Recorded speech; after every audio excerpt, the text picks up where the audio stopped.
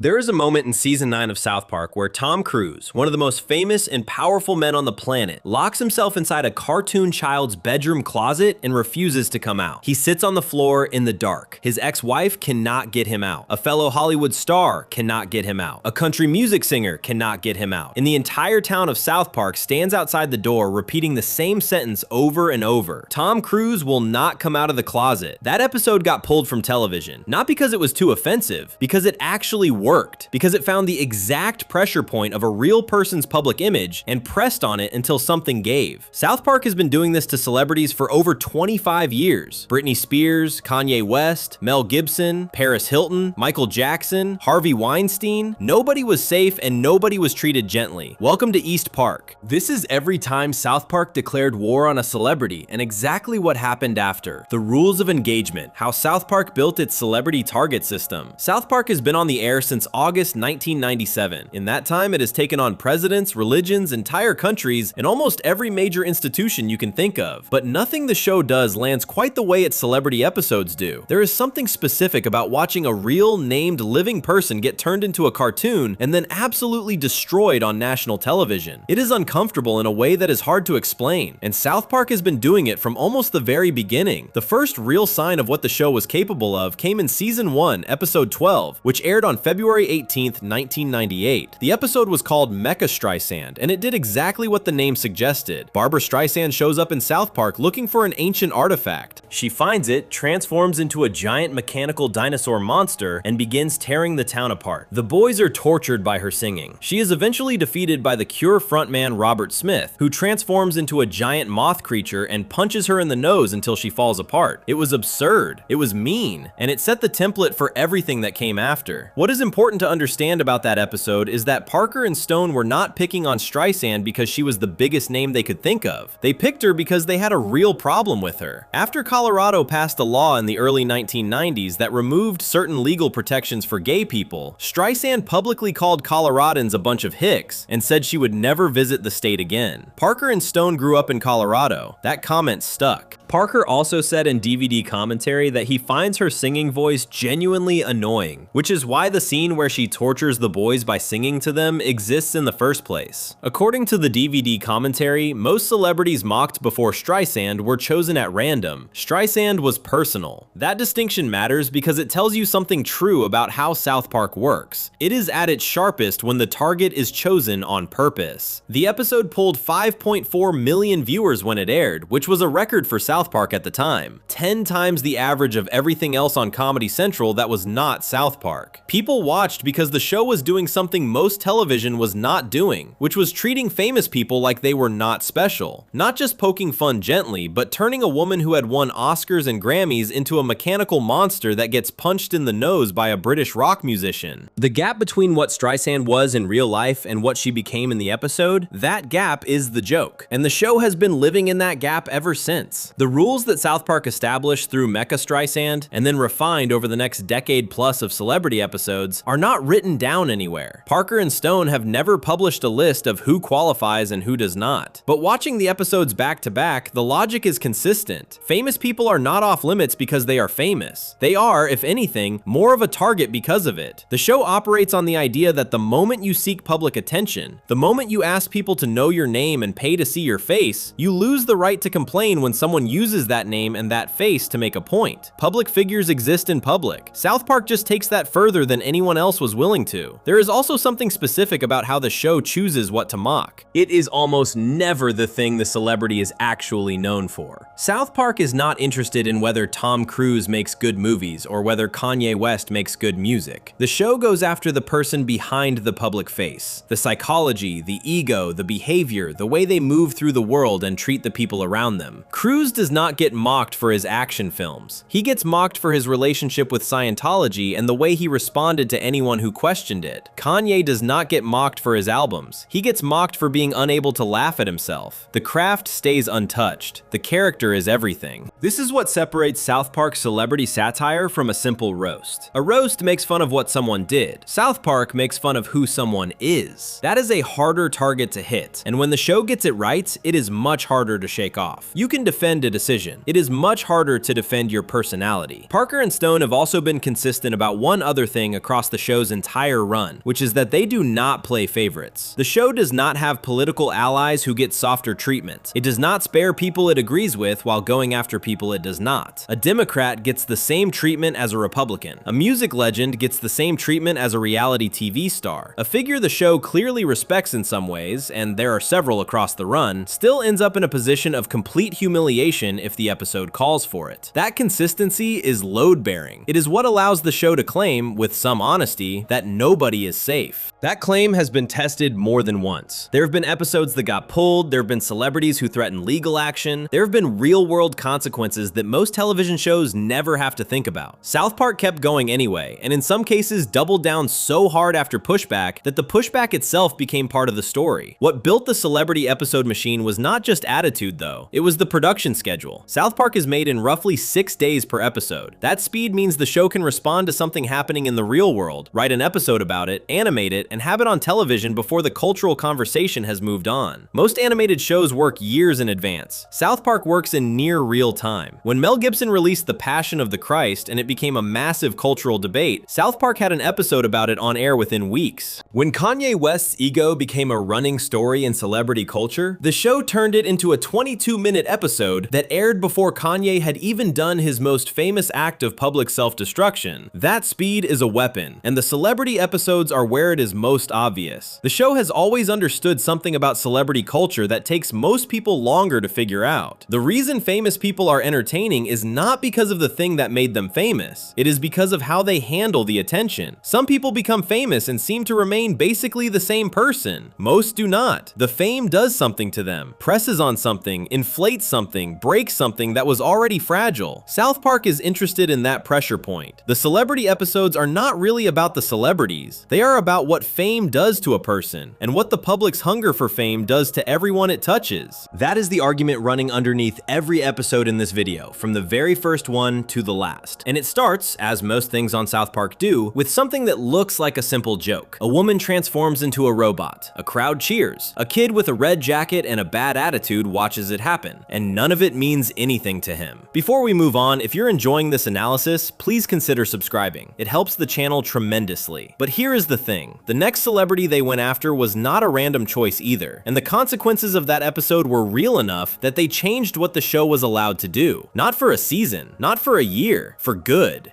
Section 2. The shot heard round Hollywood. Tom Cruise and Trapped in the Closet. There is a moment early in Trapped in the Closet where Tom Cruise asks Stan Marsh what he thinks of his acting. Stan, who has just been declared the reincarnation of Scientology founder L. Ron Hubbard by the entire Church of Scientology, looks at Cruise and tells him he is good. Not great, just good. Somewhere in the middle. Cruise absorbs this, goes completely quiet, walks into Stan's bedroom closet, closes the door behind him, and refuses to come out for the rest of the episode. That is the joke the whole episode is built on. Tom Cruise will not come out of the closet, and every character who tries to get him out, Stan's dad, Nicole Kidman, John Travolta, R. Kelly, ends up in the closet with him instead. The phrase gets repeated so many times and in so many different tones that by the end of the episode it has taken on every possible meaning at once without the show ever having to say any of them out loud. Trapped in the Closet is season 9, episode 12. It aired on Comedy Central on November 16th, 2005. It was written and directed by Trey Parker, who credited himself in the episode as John Smith. Every single name in the closing credits of that episode was either John Smith or Jane Smith. The show did that on purpose, fully expecting that Scientology or Cruise himself might try to take legal action, and making sure there was no individual name to sue. That decision, replacing an entire Cruise credits with fake names, tells you everything about the mood in the writer's room when that episode was being made. The episode does not just go after Tom Cruise. It goes after Scientology in a way that no major television show had done before. The plot involves Stan taking a free personality test run by Scientologists, who find that his results are off the charts. His thetan levels, a concept from Scientology, are higher than anyone they have ever tested. The church concludes that Stan is the reincarnation of L. Ron Hubbard, the man who founded Scientology, and they treat him accordingly. Scientologists begin traveling from everywhere to be near him. Tom Cruise, one of the most famous Scientologists in the world, shows up at Stan's house. The episode then runs the Scientology origin story on screen. the actual belief system, explained straight, with a caption that reads, "This is what Scientologists actually believe." This is not the show making something up to mock. This is the show presenting the actual doctrine that Scientology charges members significant amounts of money to eventually learn. The story involves a galactic ruler named Xenu, Thetans, and events from 75 million years ago. In 2005, this information was genuinely hard to find outside of Scientology itself. The show used a journalist named Mark Ebner, who had written about Scientology for years, as a consultant to make sure the details were accurate. The caption the show put on screen, "This is what Scientologists actually believe," was not sarcasm. It was a factual statement, and presenting it that way in front of millions of viewers was a specific and deliberate act. Parker and Stone had avoided making an episode about Scientology for years because of Isaac Hayes. Hayes voiced Chef, the school cook, and had been part of South Park since the very beginning of the show. He was also a practicing Scientologist. Parker and Stone respected Hayes and did not want to put him in a difficult position, but by season 9, nearly a decade into the show's run, they felt they could not keep avoiding it. Every other major religion and belief system had been covered. Holding Scientology back because of one cast member felt, to them, like a special exemption that the show did not give to anyone else. So they made the episode. The animation in Trapped in the Closet reflects how carefully the episode was constructed. Tom Cruise in the closet is played entirely straight. He sits on the floor of Stan's closet with the lights off, and the show keeps cutting back to him in there while everything else happens around the house. There is no punchline to his being in the closet beyond the image itself and what it implies. The show trusts the viewer to do the work. John Travolta, another famous Scientologist, is brought in to try to convince Cruise to come out, and he ends up in the closet too. R. Kelly, who is not a Scientologist but has a song called Trapped in the Closet, appears and narrates events in the style of that song, then also ends up in the closet. Nicole Kidman, Cruise's ex-wife, tries to coax him out. She cannot. At the end of the episode, Stan reads the new Scientology doctrine he has been asked to write as the reincarnated Hubbard, and his main reform is that Scientologists should not have to pay money to be part of the religion. The president of Scientology tells him the truth, that Scientology is, in his own words, a scam. Stan then goes outside and tells the gathered crowd of Scientologists that the whole thing is a scam. The church threatens to sue him. Cruise threatens to sue him in England specifically.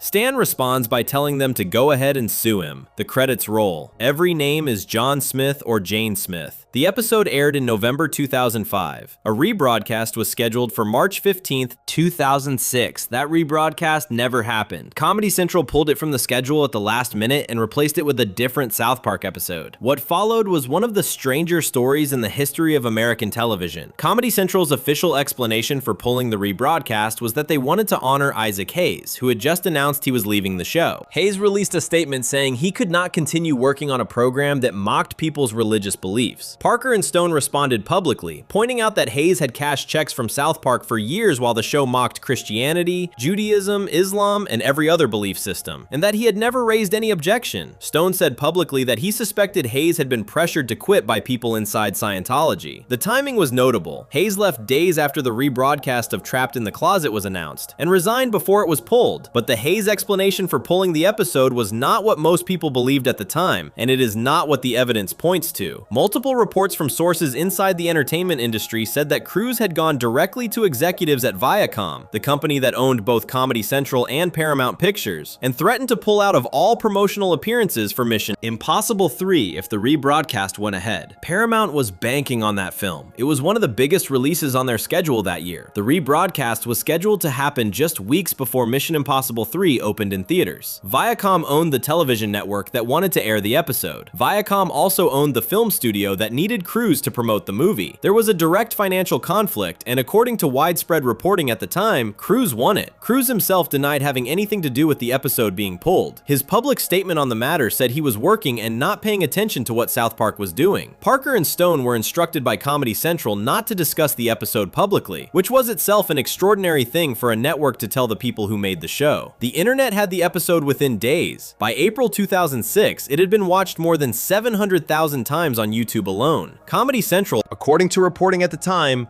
looked the other way at the online spread of the episode rather than asking YouTube to remove it. An online petition to get the episode back on television gathered 5,000 signatures. Eventually, Comedy Central did air Trapped in the Closet again, and it was later included in DVD and Blu-ray releases of Season 9. It is currently available on Max. However, 2 later episodes that also featured Tom Cruise as a character, Season 14 Episodes 5 and 6, titled 200 and 201, are not available anywhere digitally and cannot be bought or streamed. Those episodes sit in a different category entirely, and they will be covered later.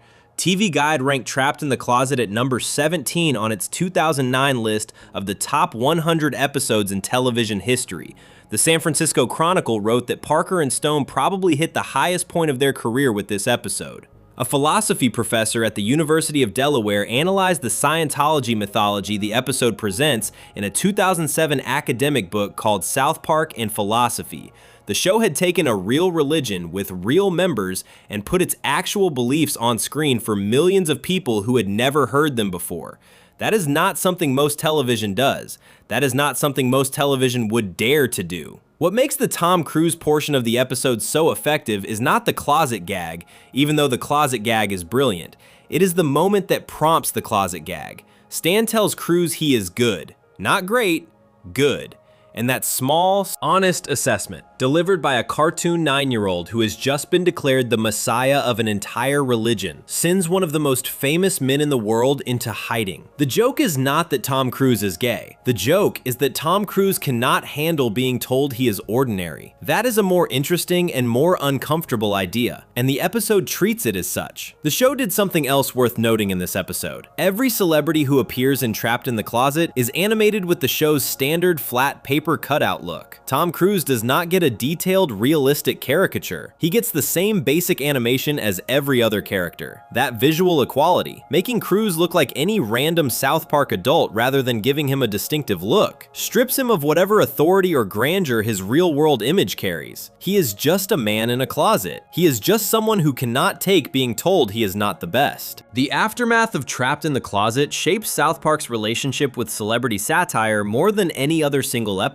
Not because the show backed down, it did not, but because the reaction proved something. Scientology and Cruise were not the only powerful institutions that could make networks nervous. There were others, and some of those others, as the show would soon find out, could do things that went far beyond threatening to skip a press tour. __quote_1__. But before any of that, there was a girl with a shotgun and a half a head, and an episode that made people feel something no South Park celebrity episode had made them feel before. Section 3, the darkest episode, Britney Spears and Britney's new look. Most South Park celebrity episodes are funny first. The joke lands, the target gets humiliated, the crowd cheers, and then the episode ends and everyone moves on. Britney's new look is not that kind of episode. It is funny in places, but that is almost beside the point. What the episode actually is, underneath all the dark comedy and cartoon violence, is an accusation. And the people it is accusing are not Britney Spears. They are the audience watching it. Britney's new look is Season 12, Episode 2. It aired on Comedy Central on March 19th, 2008. At the time it aired, Britney Spears was the most talked about person in American celebrity culture, and not for anything she had done musically. In 2007, she had shaved her head at a hair salon. She had attacked a paparazzo's car with an umbrella. She had lost custody of her children. She had been placed on a psychiatric hold more than once. The tabloids and entertainment news shows covered every single moment of it. Every stumble, every strange outfit, every bad day. All of it was photographed, broadcast, analyzed, and consumed by millions of people who had decided that watching Britney Spears fall apart was somehow their right as fans. Parker and Stone watched all of this happening and made an episode about it.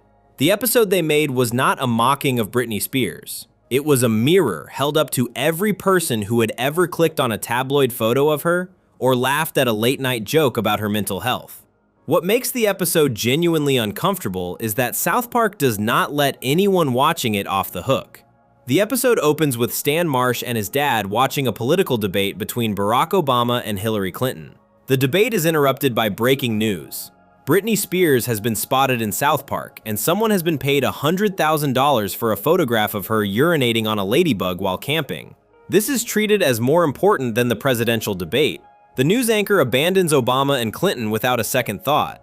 Stan, Kyle, Cartman, and Butters decide they want to photograph Britney and sell the picture for money. Butters is dressed in a squirrel costume because the plan involves getting Britney to crouch down near him. Butters objects to the whole plan from the beginning. He thinks they should leave her alone. Nobody listens to Butters. They get past the security guard at the hotel where Britney is hiding by telling him they are her children. Britney hears this and she believes it. She is overjoyed. She thinks her kids have come to see her. When she realizes the boys are not her children and have tricked her, she breaks. The episode is already shown in just a few minutes that Britney Spears is a woman so desperate for something real and good in her life that a group of strange boys claiming to be her kids is enough to make her light up. And then having that taken away is what pushes her over the edge. She picks up a shotgun and shoots herself in the head. The top 2/3 of her skull is gone. Her brainstem is intact, which is the only reason she is alive. She cannot speak properly. She cannot process what is happening to her. She survives and is taken to the hospital. Cartman and Butters leave immediately when they see it happen. Stan and Kyle stay. They are in shock. And from this point forward, the episode becomes something entirely different from what it started as. Stan and Kyle spend the rest of the episode trying to help Britney. They feel responsible because they are responsible. They were the ones who tricked her. They were the ones who showed up wanting to exploit her for money, just like everyone else. What the show does next is where the episode becomes genuinely hard to watch. Britney, with most of her skull missing and unable to communicate beyond horrible gurgling sounds, is put back to work. Her manager gets her into a recording studio. She records a song. She performs at the MTV Video Music Awards. And the crowd at the VMAs, the live audience watching her stand on stage with 2/3 of her head gone, ignores all of that completely and instead criticizes her weight. The episode is depicting her 2007 VMA performance, where the real Britney Spears performed and was immediately torn apart by critics and audiences for her appearance. The show takes that real event and makes its point by showing the same crowd refusing to acknowledge an injury that should be impossible to miss. They literally cannot see what has been done to her. They only see what they want to critique. Kyle tries to reason with people. He confronts the paparazzi chasing Britney and points out that she cannot handle this anymore, that she is going to die. The paparazzi tell him that she has to die. Kyle does not understand this yet. Stan and Britney get on a train to the North Pole. The plan is to get her somewhere the cameras cannot follow. Kyle stays behind to distract the paparazzi by dressing up as Britney himself. It works for a while, but then the train stops at a small village, and waiting there is everyone. Randy Marsh, Sharon Marsh, Gerald and Sheila Broflovsky, Jimbo, Officer Bar Brady, all the adults from South Park, along with the paparazzi and the press, standing together in a crowd. This is where the episode reveals what it has actually been doing the entire time. The episode is a direct retelling of The Lottery, a famous short story written by Shirley Jackson in 1948. In The Lottery, a small American town gathers once a year and holds a drawing. The person whose name is drawn is stoned to death by their neighbors and family members. The story is about how communities perform violence together and call it tradition. It is about how ordinary people participate in something monstrous when there is a structure around it that makes the participation feel normal. South Park takes that story and applies it to celebrity culture. One of the characters in the crowd even says it out loud, that in the old days, people would just pick someone by lottery and stone them to death. But in modern times, it is cleaner to drive the sacrifice to suicide instead. The crowd does not throw stones at Britney. They take photographs of her. Hundreds of cameras going off at once, surrounding her, trapping her. And the episode shows this killing her. She dies there, surrounded by flashbulbs. Months pass. The residents of South Park are at the supermarket. Someone mentions what a good corn harvest it has been this year. The television is on in the background, and the news anchor announces that Miley Cyrus is rising in popularity. The adults of South Park look at the screen. Their eyes go wide.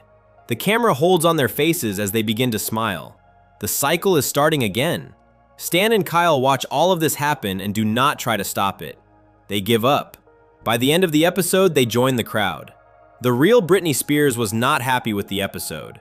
According to trivia records from the official South Park fan library, She found her portrayal upsetting despite the fact that the episode was built entirely around defending her rather than mocking her. The point of the episode flew past the person it was about. What she saw was herself depicted shooting herself in the head, and that was enough. She was, according to those same records, so upset that she reportedly tried to get Seth MacFarlane to make a Family Guy episode that would mock South Park in return. MacFarlane said no because he did not want to start a conflict with Parker and Stone. When Britney's new look aired in 2008, it was not received as a masterpiece. Many critics at the time called it difficult to watch and dismissed it as a misfire. Some said it was too dark even for South Park. Some called it mean. And this is the part that matters most, because many of the same outlets that called the episode too harsh in 2008 were the same outlets that had been running Britney Spears breakdown coverage in 2007. The people who watched the show and said it went too far were the exact people the show was pointing at. In 2021, the New York Times documentary Framing Britney Spears was released and became a massive cultural moment. The documentary examined how the press and the public had treated Britney Spears throughout her career, and specifically during her 2007 breakdown. It led to widespread reflection from journalists, fans, and media outlets who acknowledged that the coverage had been harmful, exploitative, and cruel. Outlets that had published the most aggressive Britney content began issuing statements of regret. The same people who had consumed the tabloid coverage and laughed at the late-night jokes started saying they had not known how bad it really was. South Park had told them how bad it really was in 2008, 13 years earlier. The episode was reassessed almost immediately after the Framing Britney documentary came out, and the reading that had always been available, that this episode was not mocking Britney but indicting the people watching, finally became the mainstream one. The structure of the episode is built around one idea that never changes from beginning to end. Every character who recognizes that what is happening to Britney is wrong, Stan, Kyle, Butters, is a child. Every character who participates in destroying her is an adult. The kids see what the adults cannot see or will not see. And even the kids, by the final minutes, give up trying to change it. They cannot fix this. They cannot save her. They join the crowd because the crowd is everything and the crowd always wins. The episode also does something subtle that is easy to miss on first watch. Butters is dressed as a squirrel for most of the episode, and midway through, he is picked up by animal control because they think he is an actual squirrel that believes it is a person. He spends time at Johns Hopkins Hospital being evaluated. This is funny and ridiculous, but it also pulls Butters, the only character who objected to the whole plan from the start, out of the story at the exact moment things get darkest. He is not there for the end. The one person with a conscience is removed before the worst of it happens. That detail is doing real work. South Park is a show that trusts its audience to notice things. It does not explain this. It just lets Butters disappear into a subplot and trusts you to feel the absence. Britney's new look is not the most entertaining episode in the show's celebrity catalog. It is not designed to be. It is designed to make you sit with something you would rather not think about, which is the question of what you would have done if you had been in South Park that day with a camera in your hand. Most people watching in 2008 would have taken the picture. Most people watching in 2021 after Framing Britney would say they would not have. South Park made its argument in 2008.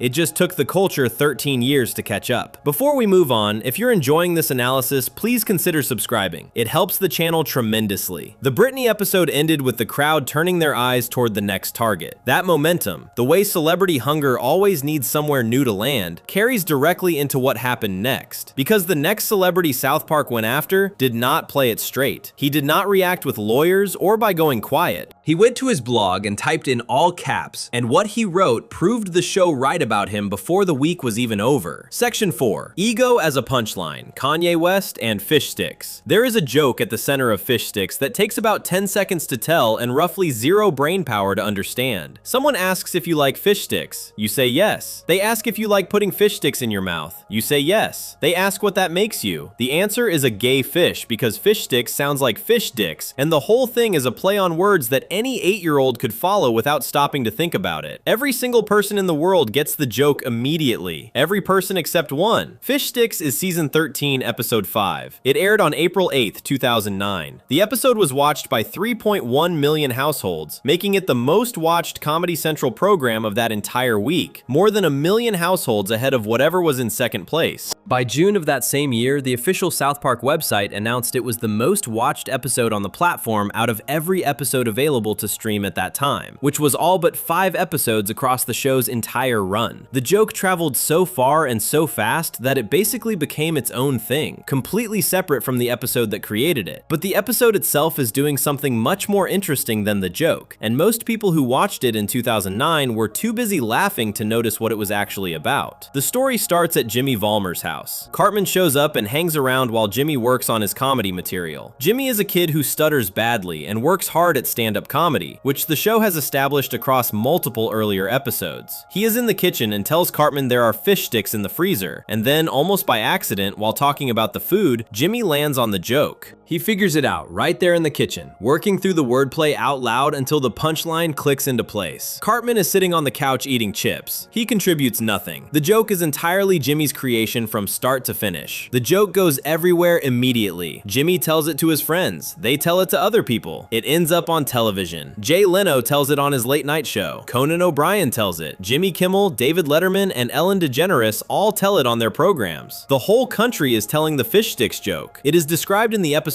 as the funniest joke ever created. Cartman, meanwhile, has started to remember things differently. In his head, the story of how the joke was created begins to change. Each time we see Cartman's flashback to that moment in Jimmy's kitchen, it is slightly more dramatic and slightly more focused on Cartman's role. By the end of the episode, Cartman's version of events has him as the sole creative genius behind the entire joke, with Jimmy barely present. He genuinely believes this. It is not that Cartman is lying in the normal sense. Kyle explains it to him directly. Cartman's ego is so enormous that it rewrites his own memories to protect itself. He cannot allow himself to be the person who was just sitting on a couch eating chips while someone else came up with something brilliant. So his brain fixes that. It changes the memory until Cartman is the hero of it. This is the serious argument hidden inside a joke about fish and the word that sounds like it. The episode is about how ego works, about how people with inflated senses of themselves do not simply lie about their accomplishments. They actually come to believe the lies because their brain will do whatever it takes to keep the self-image intact. Parker and Stone then take that argument and run it in parallel with the Kanye West storyline, and the two tracks mirror each other perfectly. Kanye West hears the fish sticks joke and does not understand it. This is not played as a one-time moment of confusion. He hears it multiple times from multiple people in multiple settings, and each time he interprets it as someone calling him a gay fish as a personal insult rather than as a play on words. He gets a doctor to confirm that he has no gills, proving he is not literally a fish. He gets the doctor to confirm he is not gay. He storms off the stage during a performance. He punches a television host. When Carlos Mencia goes on Conan O'Brien's show and claims to have written the joke himself, Kanye kidnaps Mencia and tries to get him to explain why he is calling him a gay fish. Mencia cannot explain it in a way Kanye accepts because Kanye is not missing a piece of information. He is missing the ability to step outside of himself long enough to see that the joke is not about him at all. The episode eventually has Kanye find Jimmy and Cartman and hold them at gunpoint, demanding they explain the joke. They try. They explain the wordplay slowly and clearly. Kanye still cannot get it. And then something shifts. He starts to think he understands. He says he realizes now that people were not making fun of him. They were trying to help him. He has had a revelation. He walks to the dock, dives into the water, and the episode ends with him swimming through the ocean, humping a grouper fish, while a parody of his own song Heartless plays. Parker had to sing the song off-key on purpose because that is how auto-tune works. You need to give it bad material to transform.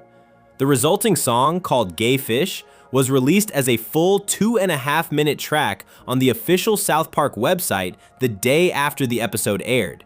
T-shirts went up for sale immediately, featuring Jimmy asking the fish sticks question and a whiteboard from the episode that read, "Fish sticks plus me equals gay fish," which was what Kanye had written while trying to solve the joke like a math problem. Now here is what makes all of this more than just a very funny episode. The joke started, according to Parker and Stone in DVD commentary, from an idea about a salmon dressed as the daredevil Evel Knievel. They were on a writer's retreat in Seattle near the Ballard Locks, where they watched salmon jumping, and someone made a connection between that image and a Kanye West music video. The video was for Touch the Sky, from his 2005 album Late Registration, and in it, Kanye dresses as Evel Knievel and jumps a canyon on a rocket. They found the connection funny enough to build something around, but Parker and Stone said they sat on the idea for a long time before writing the episode because it seemed too simple. The entire episode hinges on one play on words. They kept asking themselves whether they were really going to build a full episode on this. They were also, according to their own statements, fairly certain that Kanye would not find the episode funny.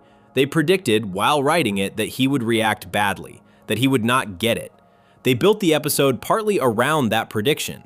The character of Kanye in the show does not understand the joke, and Parker and Stone believed the real Kanye West would not understand it either, though they could not have known for certain until the episode aired.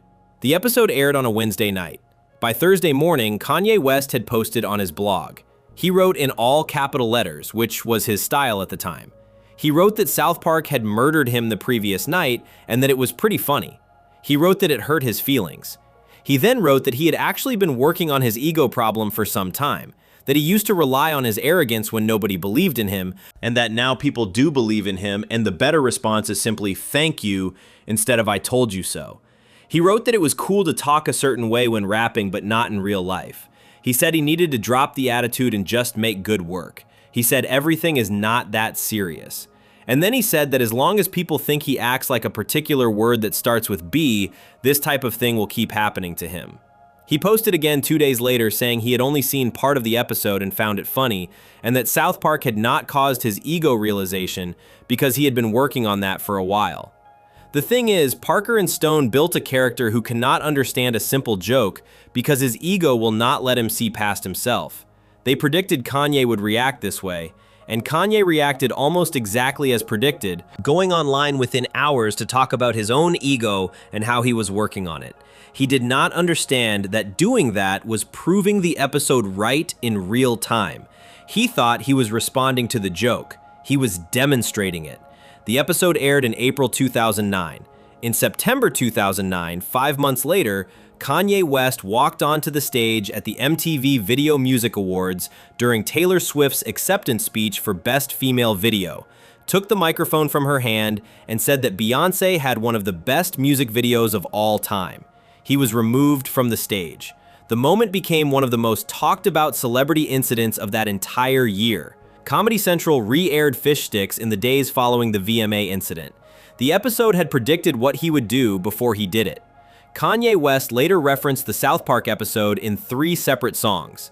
In Gorgeous from his 2010 album, My Beautiful Dark Twisted Fantasy, he rapped about choking a South Park writer with a fish stick. In Made in America from Watch the Throne in 2011, he referenced South Park having jokes about fish sticks. In a leaked version of a song from his 2021 album Donda, he brought it up again. He has been responding to a cartoon that aired in 2009 across more than a decade of his career. Kanye West came back to South Park in season 17, episode 10, called The Hobbit, which aired on December 11th, 2013. He introduced himself in that episode as a recovering gay fish. He then spent the episode defending his fiancée Kim Kardashian from being called a hobbit, listing qualities that prove she was not a hobbit before stopping mid-sentence and calling her on the phone to ask how she was not a hobbit, because every quality he had listed matched one. He sang a song called My Bitch Ain't No Hobbit. His interruption of the Pope's Person of the Year speech in the episode is a direct reference to his interruption of Taylor Swift at the VMAs. He also appeared in season 14's 2-part episode 200, in the background still wearing his gay fish costume, joining the crowd of celebrities suing the town of South Park. The show gave him no lines. He was just there in the fish outfit in a crowd of hundreds of other celebrities as a background detail. That is its own kind of joke, that Kanye West is still a gay fish years later and the show has moved on while he has not. The Bill Hader connection is worth knowing about. Hader, the actor and comedian best known for Saturday Night Live, has worked as a writing consultant for South Park starting from around season 12. He was involved in the development of the Fish Sticks episode and has spoken publicly about it at various various events, including the New Yorker Festival in 2014, where he explained the origins of the joke and how easy it turned out to be to get a reaction from Kanye. Clips of Hater explaining this have gone viral multiple times as new generations of viewers discovered the episode and its aftermath. The Gay Fish song that closes the episode is a parody of Heartless, which was the lead single from Kanye's 2008 album 808s and Heartbreak. Parker voiced Kanye in both the episode and the song, and figured out the auto-tune effect by discovering he needed to sing deliberately badly to get the pitch shifting to activate correctly. The song was available for free download on the official South Park website the morning after the episode aired. It is 2.5 minutes long and ends with the sound of Kanye swimming into the depths of the ocean. The fish sticks joke is remembered as one of the funniest things South Park ever made, but the real achievement of the episode is not the joke. It is the fact that the show built a mirror, pointed it at a man, and that man spent the next decade proving the reflection was accurate. South Park said Kanye West cannot laugh at himself. Kanye West spent years afterward making that point for them. Before we move on, if you're enjoying this analysis, please consider subscribing. It helps the channel tremendously. But Kanye was not the first or the only celebrity the show examined more than once. There was another figure who appeared in South Park across multiple episodes and across very different circumstances. A man who had been one of the most famous people in the world, whose relationship with fame had hollowed him out in ways the show found genuinely worth exploring, and the show handled him so carefully and so differently each time that the two episodes together reveal something the single episode takedowns cannot quite reach. Section 5. Two Faces of Michael Jackson, The Jeffersons, and Dead Celebrities.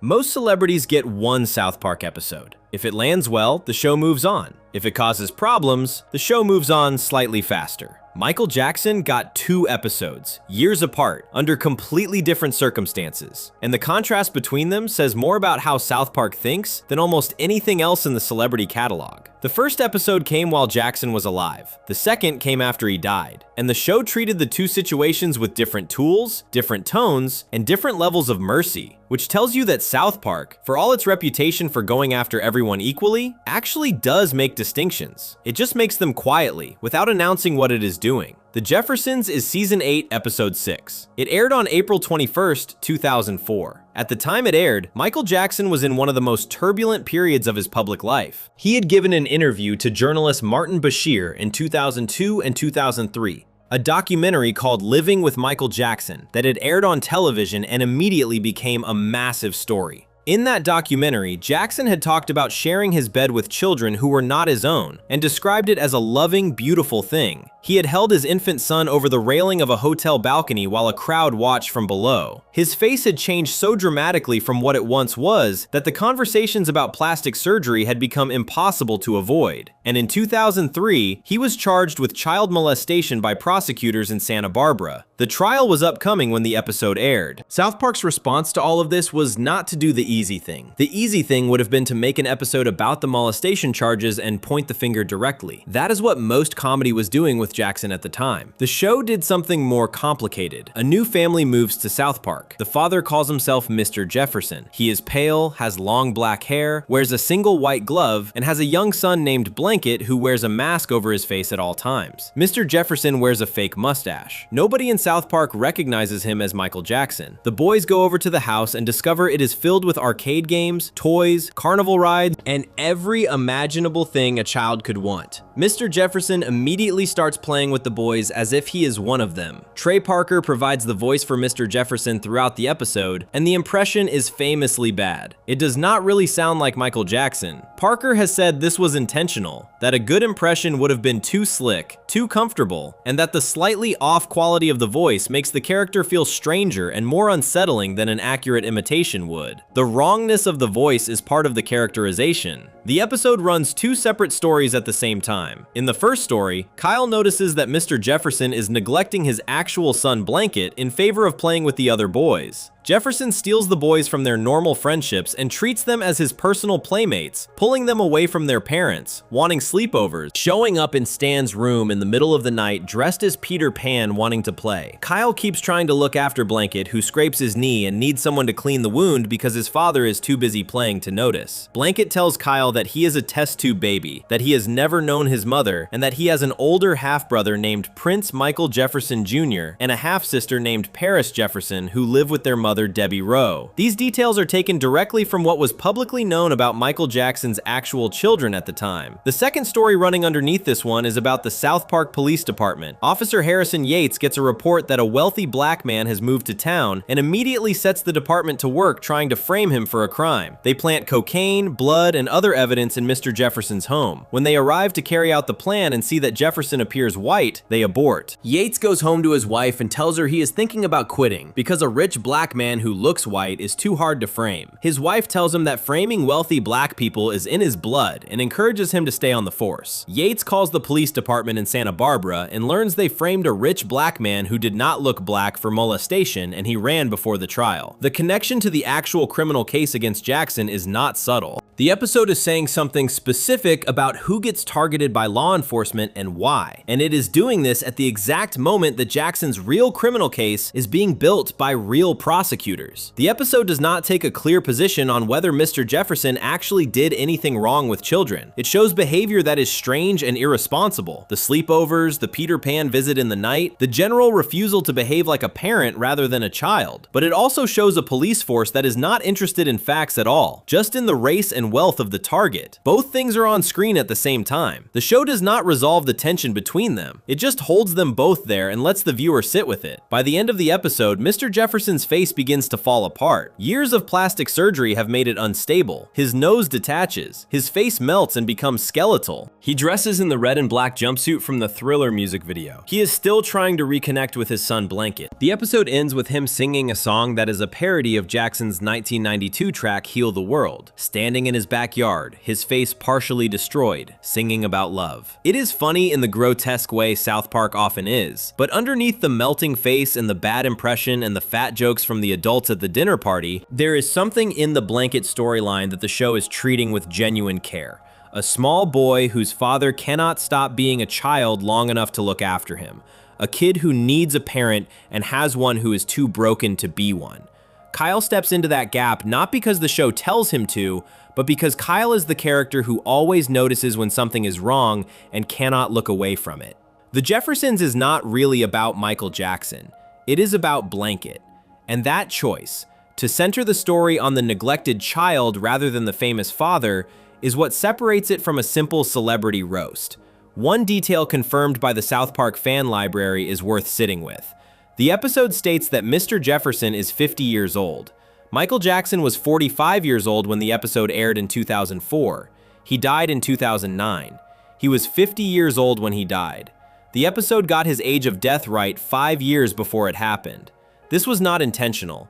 It is one of those coincidences the show occasionally stumbles into, but it casts a strange shadow over the episode when you watch it knowing what comes next. Dead Celebrities is season 13, episode 8. It aired on October 7th, 2009. Michael Jackson had died on June 25th, 2009, while South Park was on its mid-season break. By the time the show came back, Jackson had been gone for about 3 months. Several other well-known figures had also died during that same summer. Billy Mays, Farrah Fawcett, Ed McMahon, Patrick Swayze, Walter Cronkite, Dom DeLuise, Ted Kennedy, and others. The episode uses all of them. The premise of Dead Celebrities is that Ike Broflovsky, Kyle's younger brother, is being haunted by the ghosts of celebrities who died in the summer of 2009. They are stuck in a kind of waiting area between life and whatever comes next, trapped in the same space as a group of ghost children waiting to appear on a little girl's beauty pageant show. The celebrities cannot move on because one of them refuses to accept that he is dead. That person is Michael Jackson. Jackson's ghost refuses to believe he has died. He insists he is fine. He cannot move forward, and he will not let anyone else move forward either. So all the summer's dead celebrities are stuck waiting in this in-between place because Michael Jackson will not acknowledge reality. He eventually possesses Ike's body so he can participate in the beauty pageant. The only way to release Jackson's spirit, the only way to let him accept his death and move on, is to let him win. Jackson's dream, as established in the episode, was to be a little white girl. This is the show's reading of his lifelong desire to escape his own identity, his own skin, his own past. Winning the pageant in Ike's body, being recognized as a little girl, is what finally gives him peace. He wins. He accepts he is dead. He and the other summer celebrities are released from purgatory and leave. The episode ends. The reaction to Dead Celebrities was mixed in a way that The Jeffersons never was. Many people felt the show had gone too far by making an episode about Jackson within months of his death. Fan communities dedicated to Jackson were particularly upset. One post from a fan community forum at the time captures the feeling clearly. They described the Jeffersons as something they could understand even if they did not love it, because it was at least engaging with real questions about Jackson's behavior and the justice system. Dead Celebrities, they felt, was just making fun of a dead man for the sake of it. The difference between the two episodes is real, and it is worth naming. The Jeffersons engages with Michael Jackson the person, his psychology, his childhood, his relationship with his kids, the way fame had stripped him of whatever normal development was supposed to happen. Dead Celebrities uses Michael Jackson as a plot device. His ghost is a narrative problem to be solved. The show does not dig into who he was or what his life meant. It uses the public facts about him, the desire to be something other than what he was born as, the refusal to accept difficult realities, and turns them into a mechanism for a Halloween episode that is mostly about the beauty pageant subplot and a joke about Chipotle. Dead Celebrities is not a bad episode. It is a competent, funny South Park episode that happens to feature Michael Jackson in a significant role. But it is thinner than the Jeffersons in exactly the ways that matter. The Jeffersons was made when the questions about Jackson were live and unresolved, and the show had something to say about them. Dead Celebrities was made after he was gone, and the show had less at stake. Taken together, the two episodes map the full arc of how South Park handles a celebrity who is genuinely complicated. Not just someone with a big ego or a famous meltdown, but someone whose life raised questions that did not have clean answers. The show did not resolve those questions. It did not tell you what to think about Michael Jackson. What it did was show you two different versions of how a person can be consumed by their own fame. The living version, still trying to reclaim something, and the dead version, finally at rest in the identity he always wanted. Jackson appeared one more time in South Park, briefly in season 18's Rehash and Happy Holograms, as a hologram performing alongside a Tupac Shakur hologram. And he appears in the background of 200, in the crowd of celebrities who have all come back to sue South Park for everything the show has done to them over the years. By that point, he was simply one face among hundreds, which is its own kind of comment on what fame eventually becomes, a long list of names that all blur together when they are standing in the same room. The show treated Michael Jackson more carefully than it treated almost anyone else in its celebrity episodes. That care is visible if you are looking for it. It is not warmth exactly, and it is not cruelty either.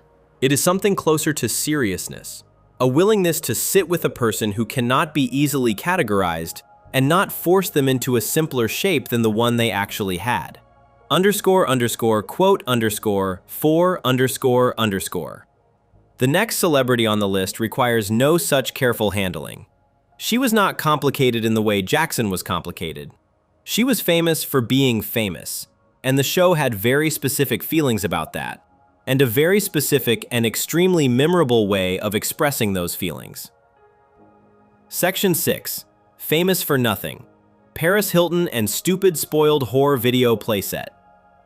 There is a running gag throughout Stupid Spoiled Whore Video Playset where Paris Hilton keeps coughing up something white onto her hand. It happens multiple times across the episode, casually, between scenes, as if it is just something she does.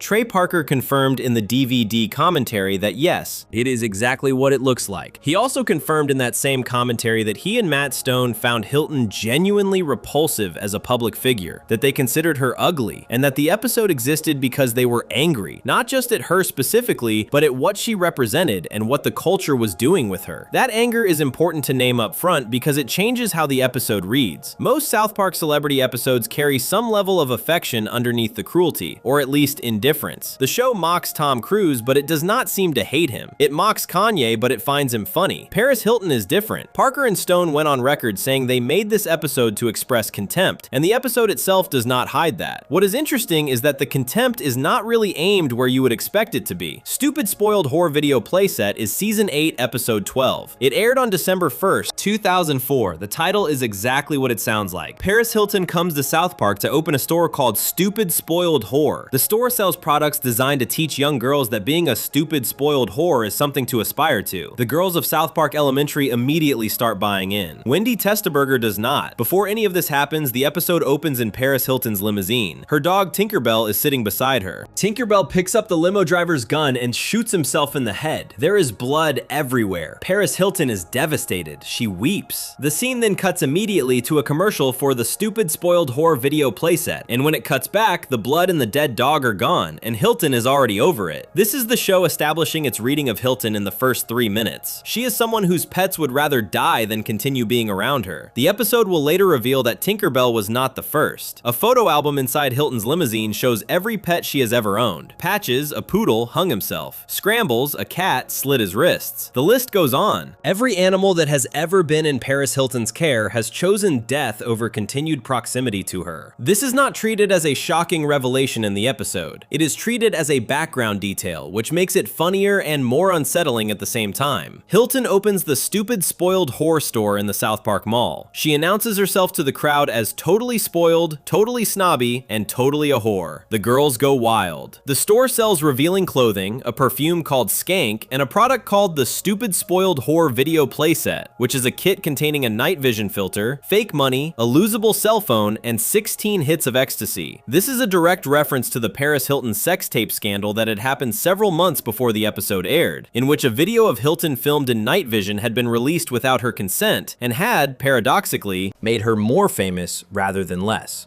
Wendy goes to a friend's house and finds the other girls already using the video playset to recreate the tape. She is horrified and leaves. Her friends mock her for not being fun. For the rest of the episode, Wendy is excluded from the social group because she will not participate in what the other girls are doing. Meanwhile, Paris Hilton sees Butters and decides she wants him as her new pet to replace Tinkerbell. She wants to put him in a bear costume and call him Mr. Biggles. Her driver explains that she cannot simply take a child. She throws a tantrum until she gets her way. She offers Butters' parents $200 million for him. His parents initially refuse because Butters is their son and not for sale. Then they reconsider. They tell Butters he can stay if he can match Paris Hilton's offer himself, and suggest he try coal mining. He cannot mine $200 million worth of coal. His parents negotiate the price up to $250 million before the deal falls through. Butters, dressed in a bear costume and believing himself to be Hilton's new boyfriend rather than her pet, discovers the photo album of dead animals in her limousine and realizes the danger he is in. He runs away. Hilton chases him. They end up at the Stupid Spoiled Whore party that BB has organized at her house, where all the girls are dressed like Hilton and behaving as the store instructs. Mr. Slave, who is Mr. Garrison's partner and a character the show established in season 7 as someone who engages in extremely extreme adult behavior, arrives at the party to intervene. He delivers a speech to all the girls telling them that being a whore is not something to want to be. He does this as someone who, by his own description, is a genuine whore, meaning he is not speaking from a position of judgment but from experience. He tells them that Paris Hilton is a nobody, that she has nothing real to offer anyone, that parents need to teach their children that people like Paris Hilton are supposed to be looked down on, not looked up to. Hilton is furious. She challenges Mr. Slave to a whore-off to prove she is better at being a whore than he is. The whore-off takes place at the party. It ends with Mr. Slave winning by physically pulling Paris Hilton inside his own body through his rectum. The episode cuts to inside Mr. Slave, where Hilton finds herself in a passage that looks like a long tunnel, and she meets the Frog King, a character who had appeared in an earlier South Park episode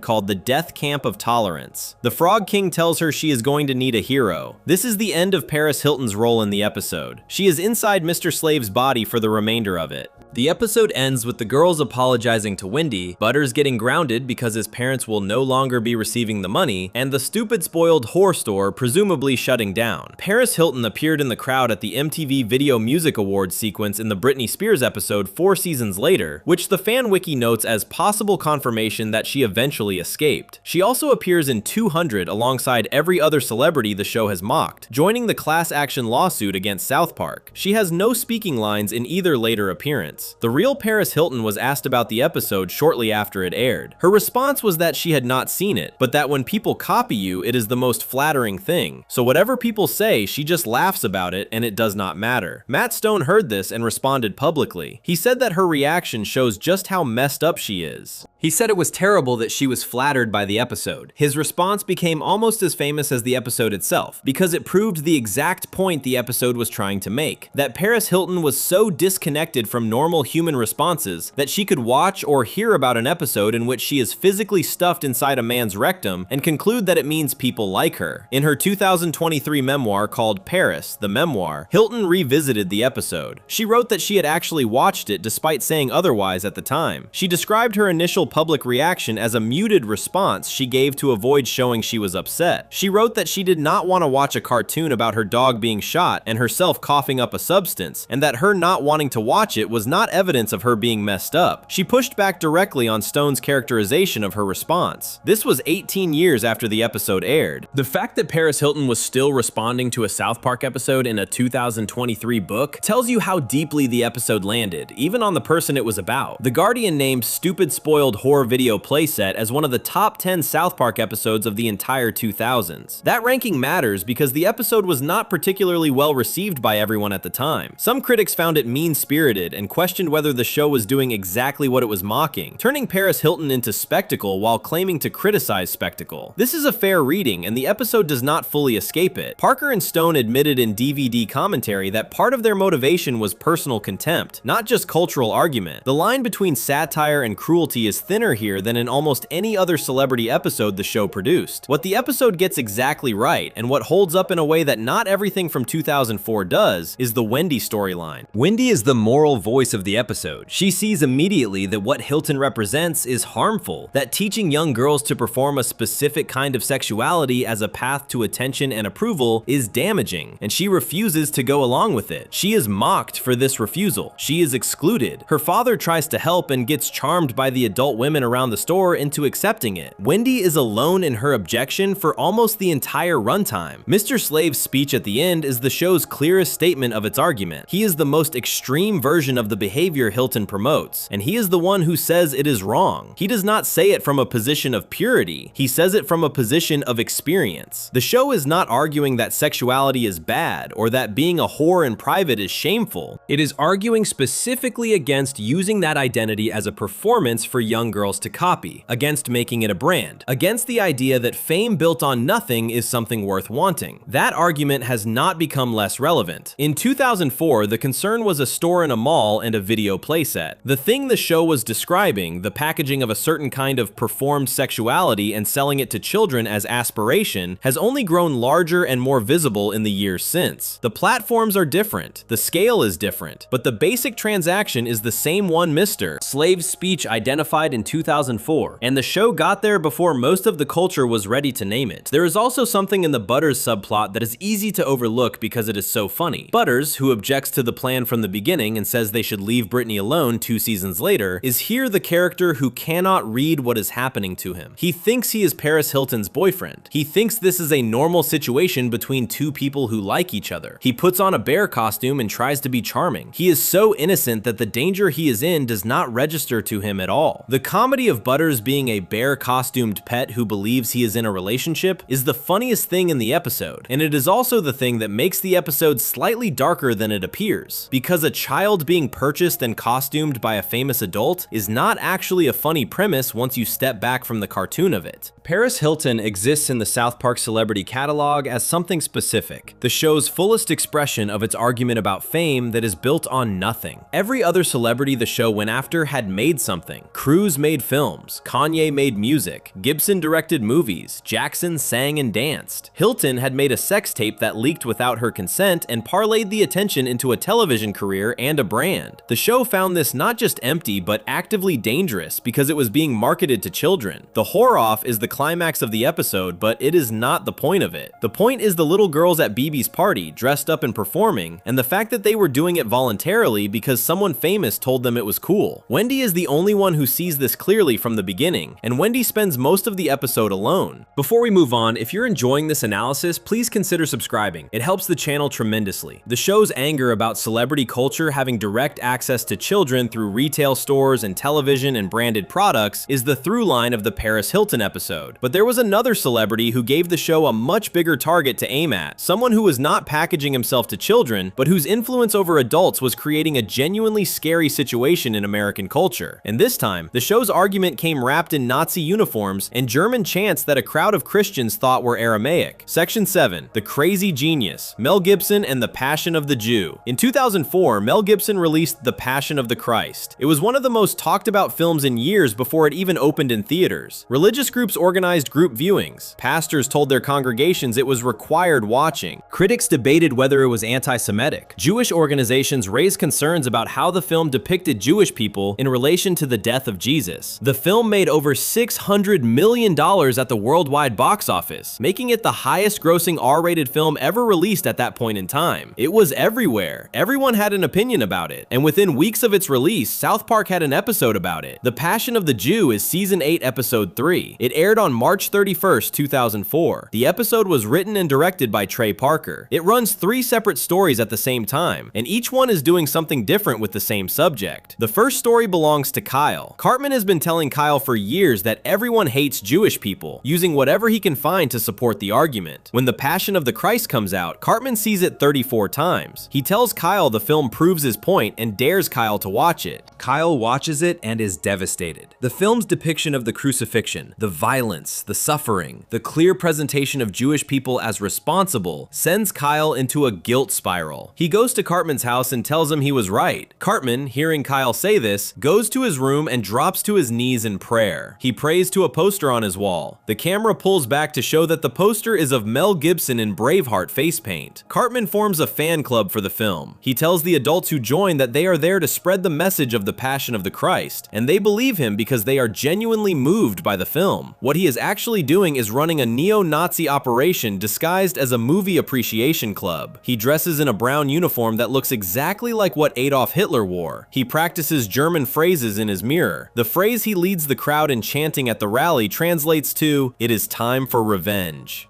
We must exterminate the Jews." The crowd of South Park adults repeats this back, thinking they are speaking Aramaic, the language used in the film. They have no idea what they are saying. They follow Cartman through the streets, chanting for the extermination of Jewish people because a child in a Hitler costume told them it was a religious tribute to Mel Gibson. This is the episode's most precise argument. It is not saying that people who liked The Passion of the Christ are secretly Nazis. It is saying that powerful emotional experiences, like watching a film about the death of Jesus, can be used by bad actors to lead good people somewhere those people would never choose to go if they understood where they were headed. The crowd following Cartman is not evil. They are just not paying attention. And not paying attention, the episode argues, is its own kind of danger. The second story belongs to Stan and Kenny. They see the film and their reaction is much simpler than Kyle's. They think it is terrible. Stan calls it a snuff film, which is a film that exists purely to show someone being hurt or killed with no other purpose. They want their money back. They call the number for the Mel Gibson fan club, which is Cartman, and Cartman accidentally reveals that Gibson lives in Malibu. Stan and Kenny decide to go to Malibu and get their money back in person because, as Stan puts it, this is just like the time they got their money back from the makers of Basketball. They find Mel Gibson at his home in Malibu, and what they find is not the serious religious filmmaker who made a movie about Jesus. What they find is a man who straps himself to a torture rack the moment they threaten him, begging to be whipped. When Stan says the movie sucked, Gibson counters that you cannot say his movie sucked without saying Christianity sucked. Stan disagrees and gives a short speech about how Christianity is supposed to be about following the teachings of Jesus, not about obsessing over the specific details of how he died, and that focusing on his suffering is how people thought in the Dark Ages and led to terrible things happening. Gibson ignores this and continues demanding to be tortured. Stan and Kenny steal $18 from his wallet while he is distracted and run for the bus. Gibson chases the bus in a tanker truck from the 1981 film Mad Max 2: The Road Warrior. He is wearing the blue face paint from Braveheart. He is screaming a Klingon word meaning success or victory. He crashes the tanker into the movie theater in South Park and the tank explodes. He then runs to Cartman, believing Cartman is his #1 fan and wanting his attention. Cartman tries to worship him. Gibson ignores Cartman completely, drops to the ground, and smears his own feces on the wall of a building while making happy noises. He then defecates directly onto Cartman's face and skips away. The third story belongs to Kyle, who has gone to his synagogue and suggested to the Jewish community that they should officially apologize to Christians for the crucifixion of Jesus. His rabbi tries to talk him out of it. Kyle has been so shaken by the film that he genuinely believes an apology is necessary. Seeing Mel Gibson's actual behavior, the rack, the chasing of buses, the feces, snaps Kyle back to reality. He realizes that being upset by a movie made by someone who is clearly out of his mind is not a good reason to apologize for your entire religion. He says out loud that he feels so much better about being Jewish now that he can see Mel Gibson is just a big crazy person. The Jewish newspaper The Jewish Daily Forward reviewed the episode and called it perhaps the most cutting critique of the Passion Passion of the Christ to date. The Anti-Defamation League, an organization that works against anti-Semitism, praised the episode. The New York Times reviewed it positively, calling it evidence that the show still had it. Parker and Stone, in DVD commentary, were unexpectedly self-critical about the episode, saying they did not think it came out as well as they wanted because they did not have enough time to work on it. Despite this, it was popular enough to be released on its own separate DVD before the full Season 8 box set came out, packaged alongside 2 other episodes, specifically timed to release on the same day The Passion of the Christ came out on DVD. The episode was re-aired on August 9th, 2006. The reason for the re-airing was that 2 weeks earlier, on July 28th, 2006, Mel Gibson had been pulled over by police in Malibu for drunk driving. During the arrest, Gibson made a series of anti-Semitic statements to the arresting officer. He asked the officer if he was Jewish. He made comments blaming Jewish people for wars. He called a female officer a particular word that is used to degrade women. The arrest report was leaked and published, and Gibson's statements became one of the biggest celebrity stories of that year. South Park re-aired the episode about Gibson being a raving anti-Semitic lunatic 2 weeks after Gibson was revealed in real life to be, in the actual documented words of a police arrest report, a raving anti-Semitic person. The episode had described Gibson as someone who was not a serious religious filmmaker, but a deeply unstable man whose obsession with pain and suffering drove everything he did. His real-life arrest supported exactly that reading. Parker and Stone said nothing publicly about the timing. They simply re-aired the episode and let the real-world events speak alongside the cartoon. The Mel Gibson in the episode is animated differently from most celebrity depictions in South Park. His head is an actual photograph of Mel Gibson's face placed on top of a cartoon body, the same technique the show used for Saddam Hussein in earlier seasons. This makes him look more real and more wrong at the same time, which is the exact visual effect the show was going for. The photograph head Gibson chasing a school bus in a Mad Max truck while wearing Braveheart face paint and screaming in Klingon is one of the most densely layered images the show has ever constructed, and it works because every element of it is a real thing associated with the real Mel Gibson placed into a context that reveals how strange the combination actually is. Parker and Stone said in commentary that they landed on the idea that Gibson was a sadomasochist while trying to figure out why someone would make a film that was essentially 2 hours of extremely detailed torture. Their conclusion was that the graphic suffering in the film was not incidental to its religious message, but was the point of it for Gibson personally. The film gave him a way to put extreme violence and pain on screen and have it received as sacred. The episode takes that reading and makes it literal. Gibson begs to be whipped, straps himself to a rack, and when Stan refuses to torture him, he loses interest in the conversation entirely. The episode also uses Cartman in the way the show uses him best, which is as a vessel for the worst possible version of an impulse that other people have in milder forms. Many people who loved The Passion of the Christ were moved by it and felt it deepened their faith. That is the mild version. Cartman takes the same starting point, a film that frames Jewish people as responsible for the death of Jesus, and follows it to its logical extreme without any of the filters that normal empathy and decency would provide. He is not a distorted version of the average film fan. He is what the average film fan's worst impulses look like when there is nothing holding them back. Gibson showed up one more time in South Park, briefly, in Season 11's Imagination Land. Still completely insane, still complaining about his tender nipples. He appeared in the crowd of celebrities in 200, joining the lawsuit. By that point, his role in the show was established. He is the proof that behind the serious public image, the awards, and the religious conviction and the famous face, there was something much stranger going on. The show said this in 2004. The arrest report confirmed it in 2006. The timing made South Park look like it knew something the rest of the world was about to find out. Before we move on, if you're enjoying this analysis, please consider subscribing. It helps the channel tremendously. There are celebrities the show mocks because they are powerful. There are celebrities it mocks because they are empty. And then there are 2 episodes that represent something different entirely. A moment where every celebrity South Park had ever touched came back at once, not as individual targets, but as a unified force, and the consequences went far beyond anything a comedy show normally has to deal with. Section 8, The Nuclear Option, episodes 200 and 201. Everything South Park had built across 14 seasons of celebrity satire came to a single point in April 2010. Every person the show had ever mocked, every lawsuit that had been threatened, every powerful institution that had been made to look ridiculous, all of it fed into 2 episodes that became the most controversial thing the show has ever produced. Not because of what was in them, but because of what happened after they aired. 200 is season 14, episode 5. It aired on April 14th, 2010. The episode opens with Stan and his class on a field trip to a candy factory, where Stan accidentally insults Tom Cruise by calling him a fudge packer. Cruise is literally packing fudge into boxes at the factory. Stan means it as a job description, Cruise hears it as something else. The callback to Trapped in the Closet is immediate. Stan insulted Cruise in that episode too, simply by telling him he was not the best actor in the world. This time, Cruise does not go into a closet. He goes to every celebrity South Park has ever mocked and organizes them into a single group. The list of celebrities who appear in 200 is enormous. Tom Cruise, Rob Reiner, George Lucas, Steven Spielberg, Kanye West still wearing his gay fish costume, Paris Hilton, Mel Gibson, Barbra Streisand, and hundreds of others, all gathered together to file a class action lawsuit against the entire town of South Park. Cruise is their leader. He tells the town that he will drop the lawsuit under one condition. The town must deliver the Prophet Muhammad to the celebrities so they can use his power. Muhammad, in the logic of the episode, has the ability to never be made fun of. He cannot be ridiculed. Whatever protects him from mockery is something the celebrities desperately want for themselves. The episode is a celebration of the show's own history. Nearly every major celebrity storyline from across 14 seasons is referenced. Mecha Streisand is rebuilt and unleashed. The boys from earlier episodes show up. Cartman's ongoing storyline about the identity of his father, which had been running since season 2, is brought back into the plot. 200 is South Park doing what anniversary episodes are supposed to do, which is acknowledge how far the show has come while doing something ambitious enough to justify the milestone. It was seen by 3.33 million viewers on its original air date, making it the most watched cable television program of that entire night. Both 200 and its follow-up episode 201 were nominated for the Primetime Emmy Award for Outstanding Animated Program in 2010. 201 aired the following week on April 21st, 2010.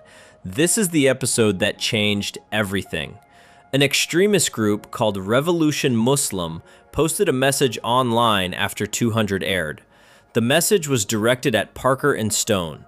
It referenced the 2004 killing of Dutch filmmaker Theo van Gogh, who had been murdered by someone who objected to his work involving Islam. The post included the address of Comedy Central's offices in New York. It also included the address of a production company connected to Parker and Stone.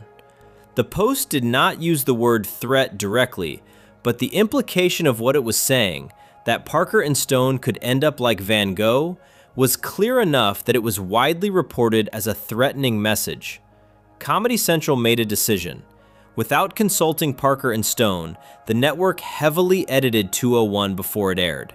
Every single mention of Muhammad's name was removed from the episode and replaced with a loud audio bleep. Any image of Muhammad was covered or removed. And at the end of the episode, where the main characters give a speech that ties together the themes of both episodes, the entire speech was silenced. Not a single word of it made it to air. The ending of the episode, the part where South Park says what it actually has to say, was completely removed by the network. Parker and Stone released a statement after 201 aired. They wrote that they were disappointed that Comedy Central had censored the episode. They made clear that the decision had been made by the network, not by them. They said that 201 in the form it aired on television was not the version they made. The speech at the end, the one that was silenced entirely, has never been officially released. It remains unheard. The response from the broader public and press was significant. The censorship itself became a major story about free speech, about what comedy was and was not allowed to do, and about what happens when a network backs down in the face of intimidation. Many people argued that Comedy Central's decision rewarded threatening behavior by proving it worked. Others argued that the safety of real people had to come first. 2 weeks after 201 aired, a car bomb was found near the New York City offices of Viacom, Comedy Central's parent company. The bomb did not go off. Nobody was hurt. The person behind it was arrested and convicted of terrorism charges. The specific connection between the bomb and the South Park controversy was never legally established, but the timing made the threat that had surrounded 201 feel suddenly very concrete. Episodes 200 and 201 are not available anywhere digitally. They cannot be streamed on Max, where the rest of the South Park library lives. They cannot be purchased online. They are not on any legal streaming or download platform. The only way to watch them is to find a physical DVD or Blu-ray copy of the season 14 box set. This is not an accident. This is the permanent mark left by everything that happened around those 2 episodes. The show has never re-aired them. Comedy Central has never brought them back. What makes 200 and 201 significant in the context of the celebrity episodes specifically is what they reveal about the show's central argument. Every celebrity the show had ever mocked came back in these episodes wanting one thing: protection from ridicule. They wanted what Muhammad had. They wanted to be the kind of public figure that nobody was allowed to make fun of. That is the clearest possible statement of what South Park had been arguing against since season 1. The show's entire existence is built on the idea that nobody gets that protection. Not Barbra Streisand in 1998, not Tom Cruise in 2005, not any of the hundreds of celebrities standing in that crowd in 2010 demanding a power that the show would never grant them. The irony is that the network, by censoring 201, gave the celebrities in the episode exactly what they wanted. The ending speech was silenced. The point was not allowed to be made. The thing the show had been fighting against for 14 years, the idea that certain subjects and certain people are too powerful to be touched, happened to the show itself in the form of a bleeped out audio track and a missing conclusion. Parker and Stone have never remade or re-released 200 and 201 in an uncensored form. They have never publicly released the silenced ending speech. Those episodes exist in incomplete form, permanently. The show that spent 14 years refusing to give anyone special protection ended up with 2 of its most important episodes sitting behind a wall that has never been taken down. Before we move on, if you're enjoying this analysis, please consider subscribing. It helps the channel tremendously. But the show kept going, and some of the sharpest celebrity satire it ever produced came after 200 and 201, not before. Kanye came back. The Harvey Weinstein jokes came years later, and one of the most interesting celebrity storylines the show ever told was waiting in season 17, built around a joke about hobbits and a man who could not stop proving the show right about him. Section 9, the ego arc. Kanye returns in The Hobbit. 4 years after Fish Sticks aired, Kanye West came back to South Park. The show had moved on. It had done hundreds of episodes covering different topics, different celebrities, different cultural moments. The gay fish joke had become one of the most recognized things the show had ever made, but South Park itself had not been sitting around waiting to revisit it. Kanye came back because the show found a new angle. Not on the fish joke, but on the same person the fish joke was about. And the second episode is, in some ways, more precise than the first one.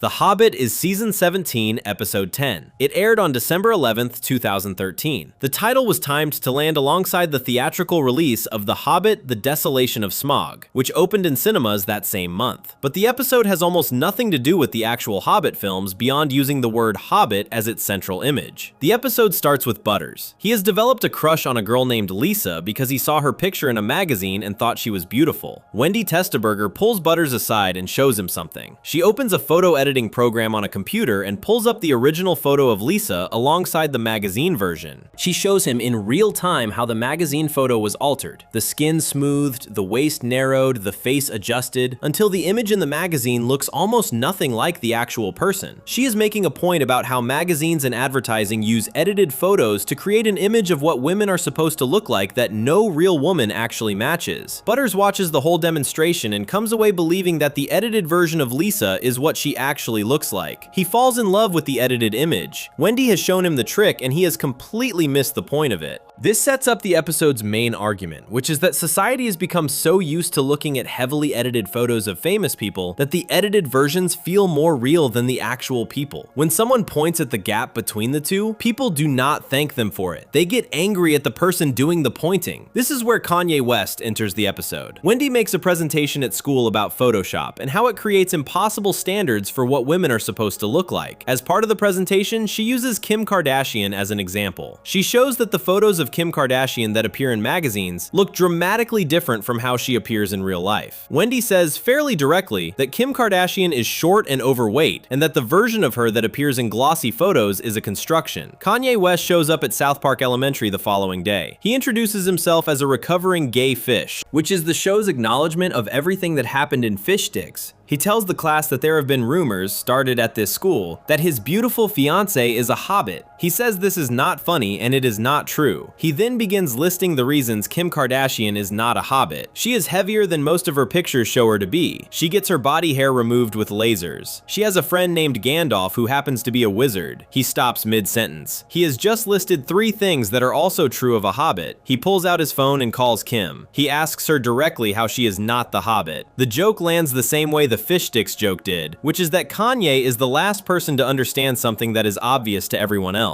But the show is doing something slightly different here. In Fish Sticks, Kanye could not understand a play on words. That was about intellectual ego. The idea that someone who considers himself a genius cannot process a simple joke because accepting that he does not get it would mean accepting that he is not as smart as he thinks. In The Hobbit, Kanye is not failing to understand a joke. He is failing to see something true about a person he loves, because admitting it would require admitting that the public image he has helped create is a lie. He sings a song called My Bitch Ain't No Hobbit. He performs it in front of the class. Nobody is convinced. Throughout the episode, Kanye keeps calling Kim to check on specific Hobbit-related qualities and finding that each one applies. The calls are the funniest part of the episode because Kanye approaches each one as if this will be the question that proves she is not a Hobbit, and each one makes things worse.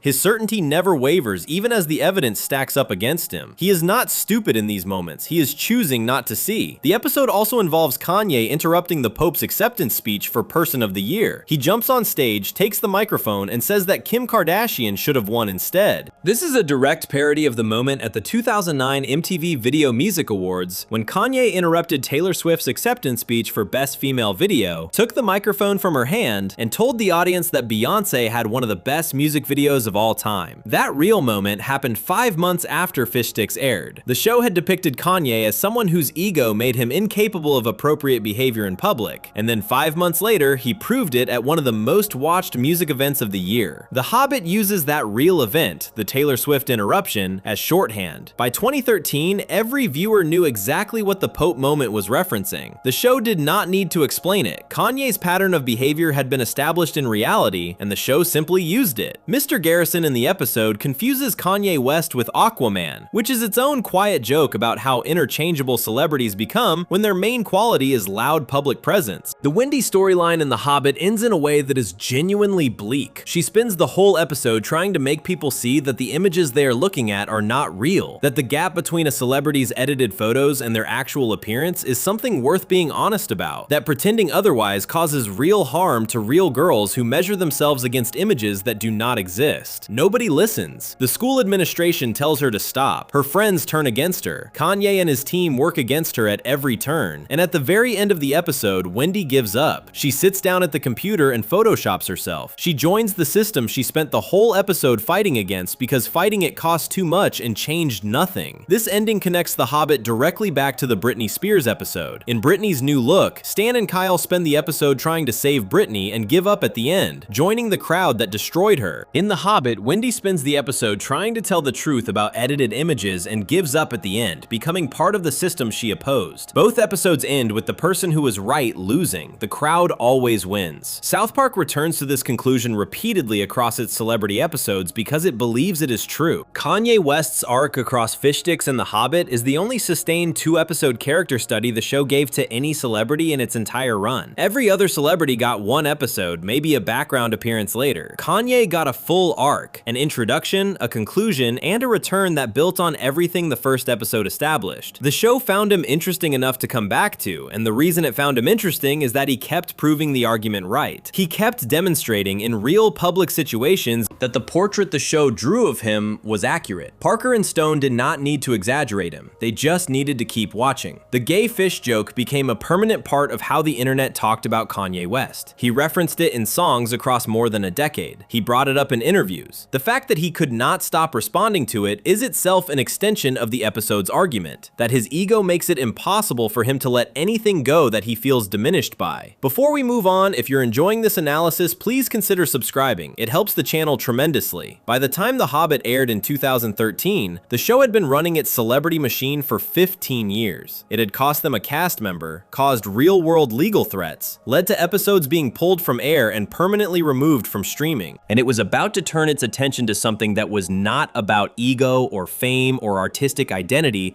but about actual documented harm. A man who had spent decades using his power in Hollywood to hurt people. and who is still showing up in public as if nothing had happened. Section 10. Harvey Weinstein. 2 episodes, 2 phases, 1 pattern. Most of the celebrities South Park went after were famous for being famous, or famous for their art, or famous for their ego. Harvey Weinstein was famous for something different. He was one of the most powerful men in the film industry for decades, a producer whose company had been behind some of the most celebrated movies of the 1990s and 2000s. He had the kind of power in Hollywood that could make careers or end them. And according to what eventually became public knowledge, he had been using that power to hurt people for a very long time.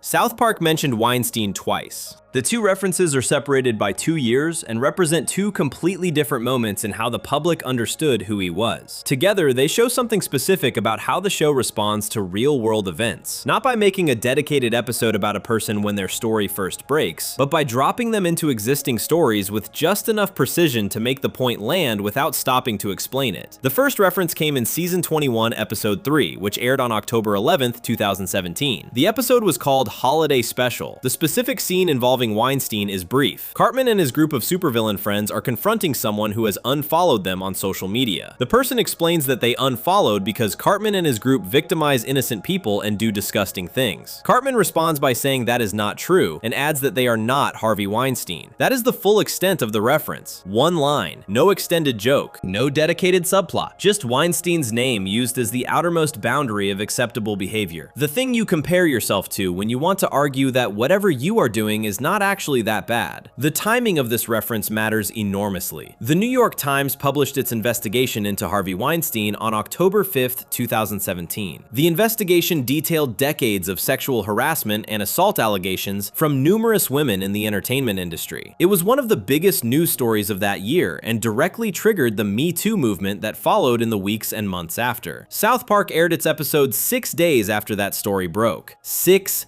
days. The show's production schedule, the one that allows Parker and Stone to write, animate, and broadcast an episode in roughly 6 days, meant they could respond to the Weinstein story almost immediately. They did not make an episode about it. They did not dedicate 20 minutes to explaining who Weinstein was or what he had done. They dropped his name into a single line of dialogue and let it sit there, loaded with everything the audience had just spent a week reading about. The line works only because of what happened 6 days earlier. Without that context, it means nothing. With it, it lands like a brick. This is a technique South Park uses frequently, but rarely as precisely as it did here. The show trusts its audience to bring the context with them. It does not hold your hand. It points at something and assumes you already know what it is pointing at. The second reference is more extended and more direct. It came in Season 23, Episode 5, which aired on October 30th, 2019. The episode was called Tegrity Farm's Halloween Special. Randy Marsh, who had been running a marijuana farm across Season 23, has a large Halloween party planned on his farm. His daughter Shelly, who hates marijuana and what it does to people, secretly mixes chemicals into his crops to try to destroy them. Randy smokes the altered weed and begins to hallucinate. He sees terrifying things. One of them is a zombie version of Winnie the Pooh, which was a callback to earlier Season 23 episodes where South Park had been mocking the Chinese government and its sensitivity about comparisons between President Xi Jinping and the Winnie the Pooh cartoon character. Randy is frightened and confused. He picks up a phone and calls the police. He tells them he is being raped by Harvey Weinstein. The episode then cuts away and comes back to Randy several days later. He wakes up and tells himself it was all a hallucination, that none of it was real, that he was just on bad weed and his mind was playing tricks on him. He feels better. He is relieved. Then he reaches into a nearby trash can and finds a used condom. He looks at it. He reconsiders what he just said. He throws it against the wall. The ending does not explain itself. It does not need to. The show is using the structure of Randy's hallucination story to make a specific point about Weinstein's pattern of behavior. The way his victims were often dismissed, the way the experiences were minimized or reframed or doubted even by the people who had them, and the way physical evidence eventually made denial impossible. Randy's journey from "I was hallucinating" to finding the condom mirrors, in a very compressed and dark comedic form, the broader cultural experience of processing what Weinstein had done once it became impossible to look away from. The reason this episode aired when it did connects directly to something that had just happened in the real world. On October October 24th, 2019, 6 days before the Halloween special aired, Harvey Weinstein showed up at an event for actors at a bar in New York City called the Downtime Bar. The event was called Actors Hour. Weinstein was not performing or presenting, he was simply in the audience. At the time, he was awaiting trial on multiple criminal charges, including rape. A comedian named Kelly Bachman was performing at the event. She looked out at the audience, saw Weinstein, and addressed him directly in her set, calling him the elephant in the room and referring to him as Freddy Krueger. Some people in the audience booed her. Another comedian at the event, Amber Rollo, also confronted Weinstein and was called a vulgar name by someone in his group. An actor named Zoe Stuckless stood up and confronted Weinstein directly, demanding to know why he was there and why nobody was saying anything. Stuckless was removed from the event. Weinstein was not. The story made headlines immediately. The image of Weinstein sitting in a room full of actors and being booed when someone called him out, while he himself was never asked to leave, became a flashpoint in the ongoing conversation about his case and about how Hollywood still treated him despite everything that had been made public. South Park aired its response 6 days later. The show has a documented pattern of responding to major celebrity or cultural events within days of them happening. It did this with Mel Gibson in 2006. It did this with Kanye West in 2009. It did this with Weinstein in both 2017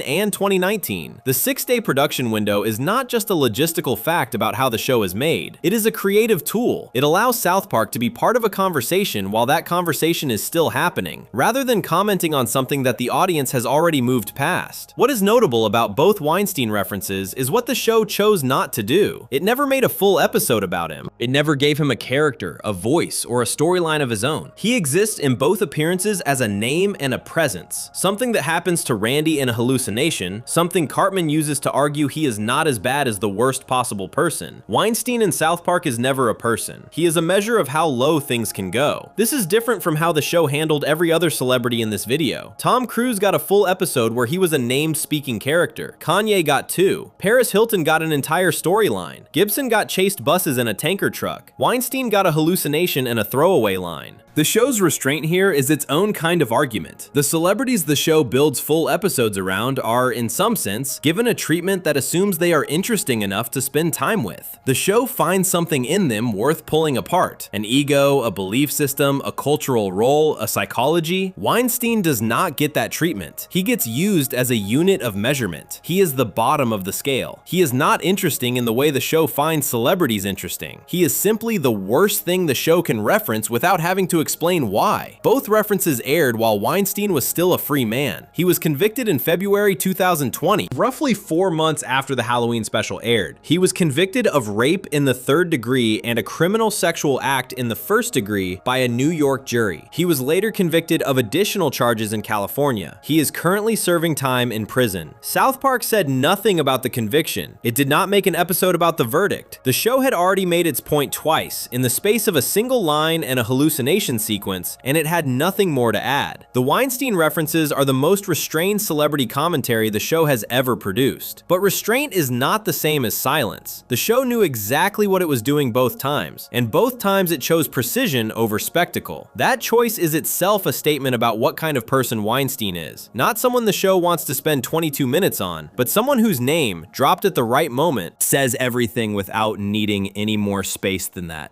__quote_9__. The show had now covered celebrities who were vain, celebrities who were empty, celebrities who were dangerous, and celebrities who were genuinely harmful. What it had not yet done in the celebrity space was take on an entire country. That changed in season 23 when South Park made an episode that got the show banned from one of the largest nations on Earth and responded to that ban by making it worse on purpose. Section 11. The Corporate Revolt, banned in China and the limits of who can be mocked. Every celebrity South Park ever went after had options. Tom Cruise could threaten to pull from a press tour. Kanye could post on his blog. Paris Hilton could write about it in a memoir 18 years later. They were individuals with lawyers and publicists and money, and their responses, however loud or embarrassing, were responses that existed within a system the show understood and had navigated before.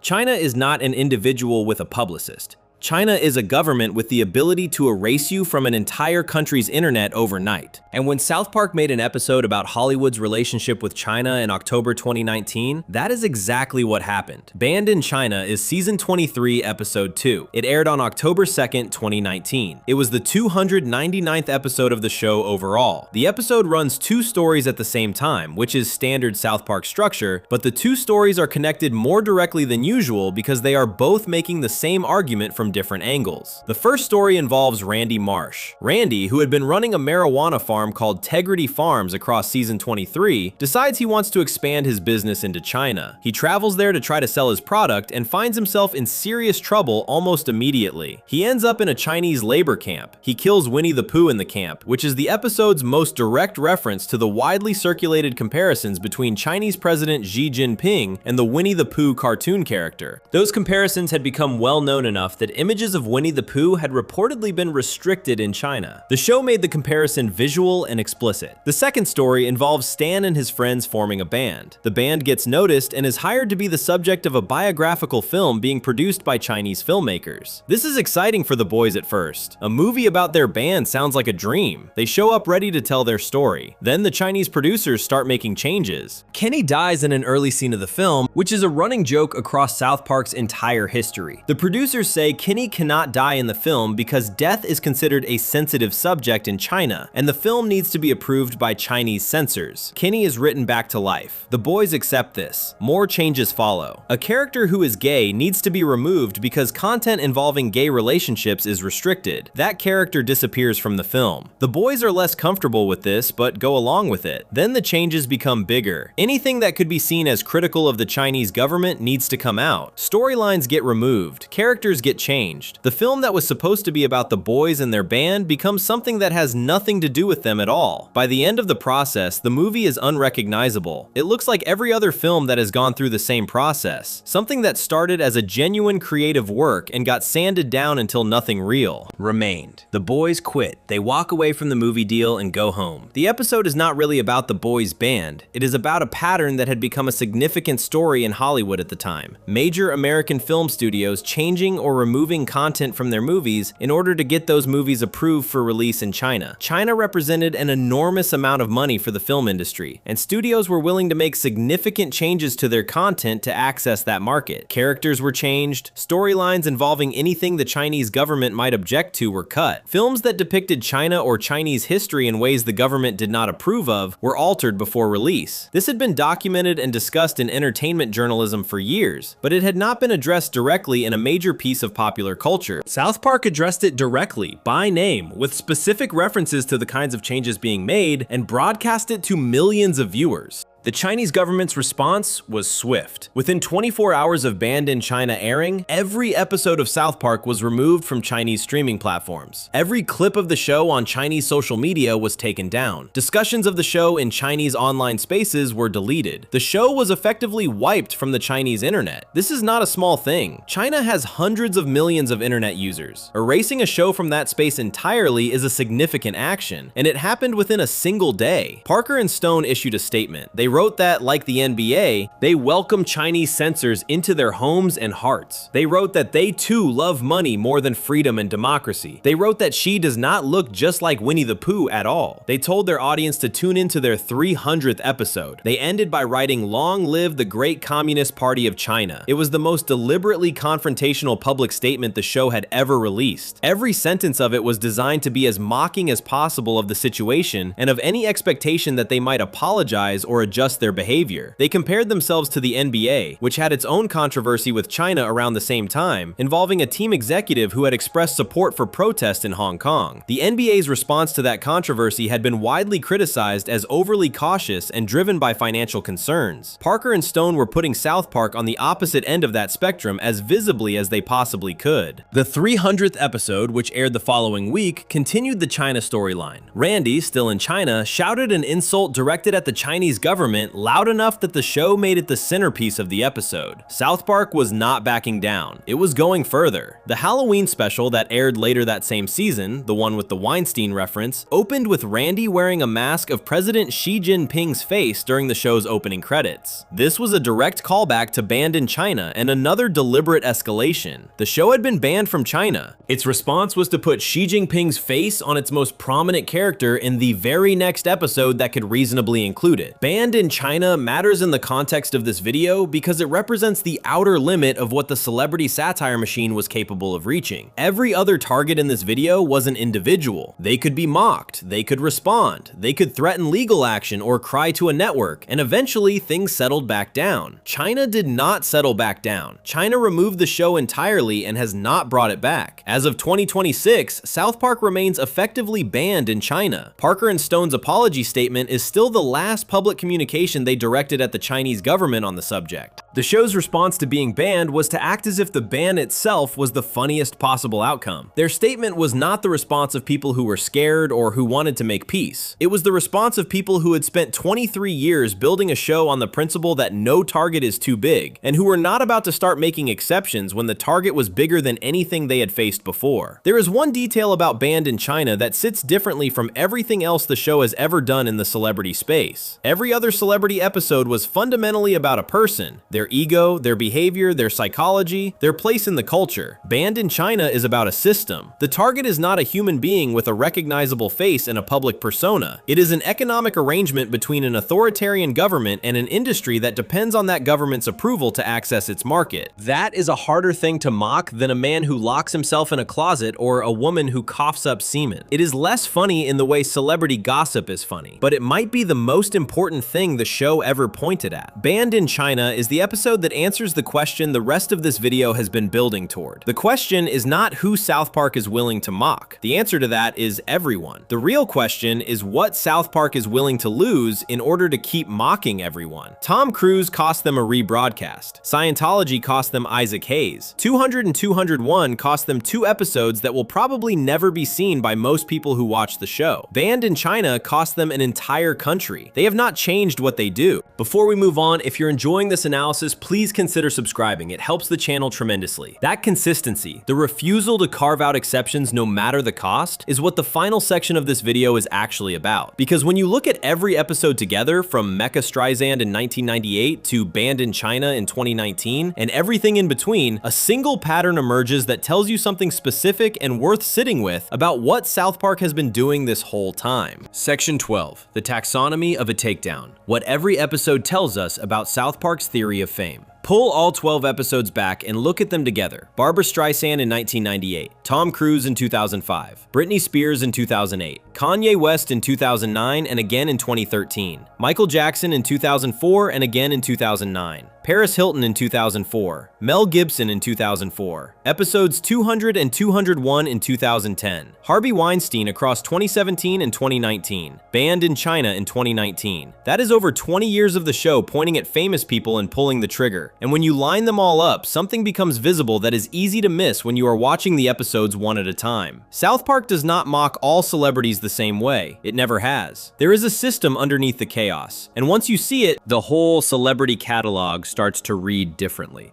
The first category is celebrities who use their power as a weapon. Tom Cruise threatening to pull from a press tour to get an episode taken off air. Harvey Weinstein using his position in Hollywood to harm people who had no way to push back. These are people whose fame gave them the ability to do real damage, and South Park treats them differently from the rest. Cruise gets the most carefully constructed episode in the celebrity catalog. Trapped in the Closet is not just funny, it is precise, with every joke built around the gap between his public image and his actual behavior. Weinstein gets the opposite treatment, appearing only as a reference point, a name used to define the lowest possible floor of behavior. Both approaches are deliberate. Cruise is interesting to the show because his use of power is absurd and can be mocked through absurdity. Weinstein is not interesting to the show in that way. He is just the worst thing on the scale. The second category is celebrities whose fame is built on nothing. Paris Hilton is the clearest example. The show's problem with Hilton is not personal in the way its problem with Streisand was personal. Parker and Stone did not grow up resenting Paris Hilton. What they resented was what she represented. The idea that fame itself, with no talent or craft underneath it, was something worth packaging and selling to children as an aspirational identity. The Stupid Spoiled Whore episode is angry in a way most South Park episodes are not. The DVD commentary makes this explicit. The anger is not about Hilton specifically. It is about the system that made her famous and then gave her direct access to the values and self-image of young girls. The third category is celebrities whose ego exceeds their self-awareness. Kanye West is the defining example here. The show found Kanye interesting not because he was harmful in the Weinstein sense or empty in the Hilton sense, but because his ego created a specific kind of blindness that was both funny and philosophically interesting. He could not understand a simple joke because understanding it would require stepping outside his own sense of himself for 30 seconds. He could not acknowledge something true about a person he loved because admitting it would require admitting that he had helped build a lie. The show came back to Kanye twice because he kept proving the argument right in public, which gave the show new material without the show having to do anything except watch. The fourth category is celebrities who are genuinely complicated. Michael Jackson sits here alone. He is the only person in the show's celebrity catalog who gets treated with something approaching genuine complexity across both episodes. The Jeffersons does not tell you what to think about him. It puts real questions on screen about his behavior with children, about the criminal justice system and who it targets, about what happens to a person when fame takes their childhood away, and holds them all at the same time without resolving the tension. Dead Celebrities is thinner because Jackson was dead and the questions had become less live. But even in death, the show gave him something it gave almost nobody else, which was a specific desire to be a little white girl that was treated as real and worth taking seriously rather than as a punchline. He wins the pageant. He gets to be what he always wanted to be. The show lets him have that. The fifth category is celebrities who are victimized by their own fame. Britney Spears is the only person in this category across the entire celebrity catalog. Every other person the show goes after chose their public role and used it to some degree for their own benefit. Britney Spears, as the show depicts her in Britney's new look, is not someone exercising power. She is someone being consumed. The episode's argument is not about her at all. It is about the audience, the crowd with cameras, the paparazzi, the people watching at home who made the coverage of her breakdown into a form of entertainment. The show put the audience on trial in that episode, and the audience largely did not notice because the episode was too dark and too uncomfortable to sit with properly until 13 years later when the Framing Britney documentary made the same argument and was praised for its bravery. Now here's the thing that connects all 5 categories and runs underneath every celebrity episode from the first season to the last. Kyle is always the character who sees what is wrong. In Britney's new look, Kyle is the one who realizes they have done something terrible by tricking her and spends the rest of the episode trying to fix it. In The Passion of the Jew, Kyle is the one who eventually sees through the manipulation and names it correctly. In The Hobbit, Wendy plays the Kyle role, the person who tells the truth about the edited images and pays for it socially. In Trapped in the Closet, Stan plays a similar function, telling Tom Cruise a simple, honest truth that sends the whole situation spinning. In every celebrity episode, there is a character who sees clearly, says so, and is either ignored or punished for it, and the crowd always wins. Stan and Kyle cannot save Britney. Kyle cannot stop Cartman from turning Christians into a neo-Nazi march. Wendy cannot make people acknowledge the gap between a celebrity's real appearance and their magazine photos. The show keeps returning to this structure because it believes it is accurate. The person who sees clearly rarely wins. The crowd, with its appetite for spectacle and its need for a target, is more powerful than the individual with the correct reading. The celebrity episodes are not just about famous people. They are about the machinery that produces and then consumes them, and the show has been consistently pessimistic about whether that machinery can be stopped. This is what makes South Park's celebrity satire different from every other show that mocks famous people. A normal celebrity roast or parody laughs at the famous person and sends the audience home feeling smart for understanding the joke. South Park does something harder. It laughs at the famous person and then turns around and laughs at the audience for watching. The Britney episode does this explicitly. Banned in China does it by implicating every viewer who consumes entertainment made by studios that have made exactly the compromises the episode describes. Even the Kanye episodes do it. The fish sticks joke is funny, but the episode is asking whether you are the person who gets the joke or the person who does not. And if you think you definitely get it, it is worth asking whether Kanye thought that too. The show has paid real prices for this approach. Isaac Hayes left. Episodes got pulled. 2 episodes from season 14 cannot be legally watched anywhere today. The show was banned from the most populated country on Earth. These are not small consequences. For most television shows, any one of them would have prompted a reassessment of how far the show was willing to go. South Park kept going. The consistency across more than 25 years is what makes the celebrity catalog more than a collection of funny episodes about famous people. It is a sustained argument about fame and the people who want it and the people who consume it.